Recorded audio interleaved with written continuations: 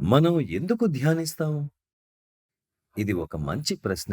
మనలో మంచిగా అనిపించేందుకు, ప్రశాంతంగా ఉండేందుకు, మన ఉన్నతి ప్రకృతితో సమశ్రుతిలో ఉండేందుకు. మీకు అర్థమయ్యేలా చెప్పాలంటే, మనం హాయిగా అనుభూతి చెందేందుకు ధ్యానించాలి.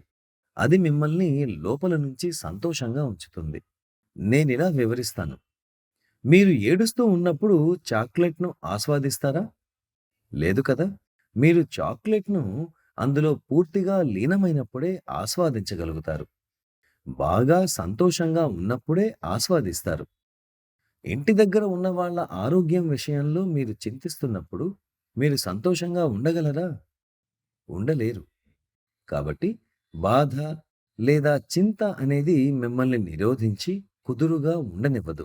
కనుక మీరు దేన్ని ఆస్వాదించాలన్నా మీకు మానసిక ప్రశాంతత అవసరమని అర్థమవుతోంది కదా!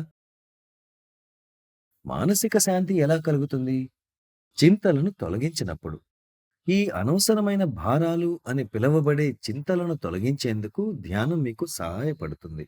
ఎందుకంటే ధ్యానం మనకు పరిస్థితిపై సరైన అవగాహనను కల్పిస్తుంది. అనవసరమైన ఆందోళనలు తొలగిపోతాయి. మీరు ప్రశాంతంగా ఉంటారు. ఈ మానసిక శాంతి ఆనందానికి దారితీస్తుంది. In Gita, there is a statement by Lord Krishna. భగవద్గీతలో భగవాన్ శ్రీకృష్ణుడు చెప్పిన ఒక విషయం ఉంది.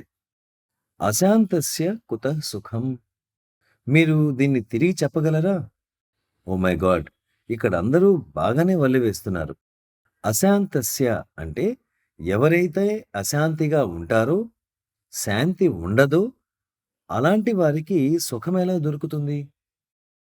శాంతి లేనప్పుడు మీరు దేన్ని ఆస్వాదించలేరు కదా! మీకు జీవితంలో అన్నీ ఉన్నా కానీ, శాంతి లేనప్పుడు అన్నీ మీకు భారంగానే తయారవుతాయి. మీ హృదయంలో, మనస్సులో స్థిరంగా ఉండాలంటే ధ్యానించండి. ఇది కేవలం ప్రారంభం మాత్రమే. అయితే దీని ఫలాలు మరింత ఎక్కువగా ఉంటాయి. మీరు పెద్దయ్యే కొద్దీ అనునిత్యం ధ్యానించినప్పుడు మనం దీని గురించి మరింతగా మాట్లాడుకుందాం.